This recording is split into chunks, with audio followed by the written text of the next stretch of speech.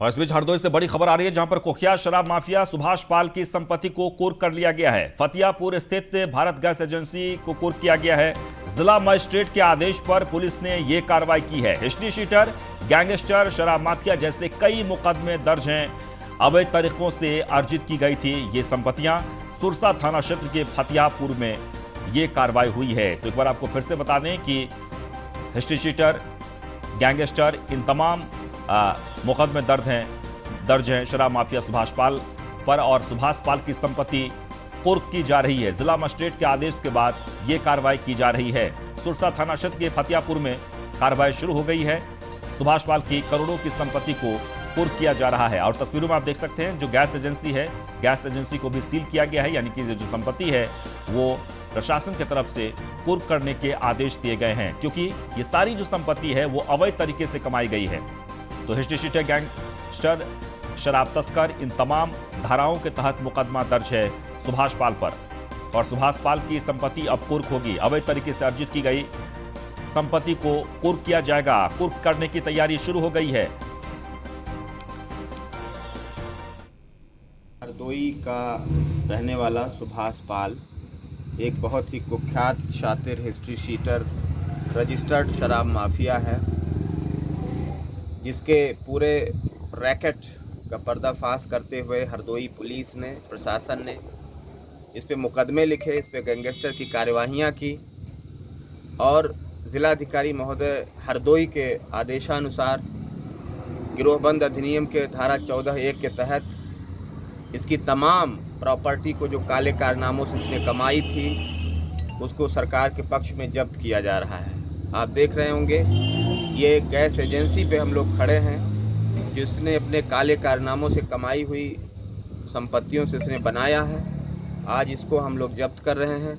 इसके अलावा इसका पेट्रोल पंप है, काले कारनामों से इसने ज़मीनें खरीदी हैं, उन सभी को सरकार के पक्ष में जब्त करने की कार्यवाही की जा रही है।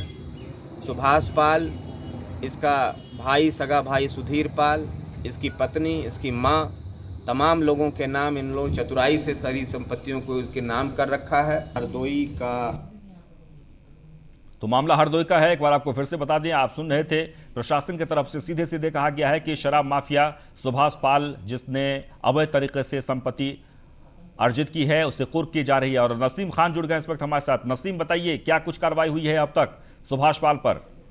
देखिए, मैं आपको बता दूं ये हरदोई का मामला है, जहां पर बहुत बड़ा एक कार्य किया गया है पुलिस के द्वारा और जिलाधिकारी अविनाश कुमार के द्वारा। अविनाश कुमार ने एक आदेश, अविनाश कुमार जिलाधिकारी के आदेश पर सुभाष पाल जैसे जो शराब माफिया है उसके ऊपर एक बहुत बड़ी कार्रवाई की है। ये अभी जेल भी जा चुका है इसी बीच, क्योंकि ये सपा नेता भी है। सपा नेता सुभाष पाल है, जो कि अपराध के संगीन धाराओं में जेल भी जा चुका है कई बार, और उसकी अब गैंगस्टर जैसे कई अपराध के जो है मुकदमे भी दर्ज है। लेकिन आज पुलिस के द्वारा एक बड़ी कार्रवाई की गई है, जहां पर उसके गैस एजेंसी से लेकर के और पेट्रोल पंप तक उसके सीज किए गए हैं। पुलिस ने उन पर सीज किया और 13 गुर्गों के ऊपर अभी बड़ी कार्रवाई चल रही है, जिनकी संपत्ति भी जब्त की जाएगी, जहां पर पूरी तरीके से उनकी जो जांच चल रही है। बिल्कुल। शराब माफिया सुभाष पाल है। जी नसीम, सबसे महत्वपूर्ण ये है कि कब से ये जो सुभाष पाल है इस तरीके के अवैध धंधे में लिप्त था और प्रशासन अब नींद से जागा है?